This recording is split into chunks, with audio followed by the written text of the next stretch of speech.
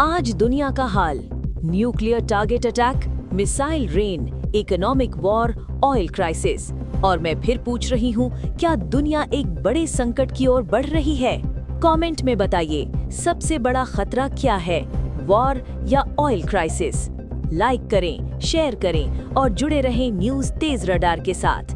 मैं हूँ सौमी और ये है सबसे खतरनाक ग्लोबल ब्रेकिंग न्यूज। रशिया का इकोनॉमिक गेम। रशिया ईरान युद्ध से कमाने वाला था अरबों, लेकिन यूक्रेन ने खेल बिगाड़ दिया। सवाल, क्या ये जंग सिर्फ हथियारों की नहीं, पैसों की भी है? रशिया का इकोनॉमिक गेम। रशिया रूस का मिसाइल रेन। रशिया ने यूक्रेन पर एक दिन में 70 मिसाइलें दागी। 297 दिनों में सबसे बड़ा हमला, 3 शहर तबाह, पूरे देश में ब्लैकआउट। मैं पूछती हूँ, क्या यूक्रेन अब पूरी तरह अंधेरे में डूब रहा है? न्यूक्लियर टारगेट पर हमला। इजरायल ने ईरान के न्यूक्लियर प्लांट को निशाना बनाया। ये साधारण हमला नहीं, ये है सबसे खतरनाक संकेत। सवाल, क्या दुनिया अब न्यूक्लियर कॉन्फ्लिक्ट के करीब है? न्यूक्लियर टारगेट पर हमला। इजरायल ने ईरान के न्यूक्लियर प्लांट को निशाना बनाया। ये साधारण हमला नहीं, ये है सबसे खतरनाक संकेत। सवाल,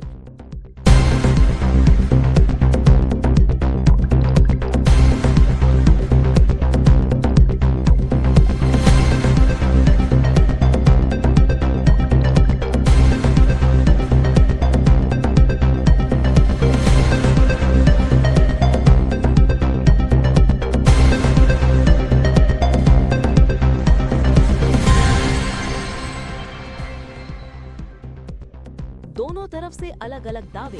रशिया और यूक्रेन दोनों कर रहे हैं एक दूसरे के खिलाफ अलग अलग दावे। सवाल, सच क्या है और किस पर भरोसा करें? दोनों तरफ से अलग अलग दावे। रशिया और यूक्रेन दोनों कर रहे हैं एक दूसरे के खिलाफ अलग अलग दावे।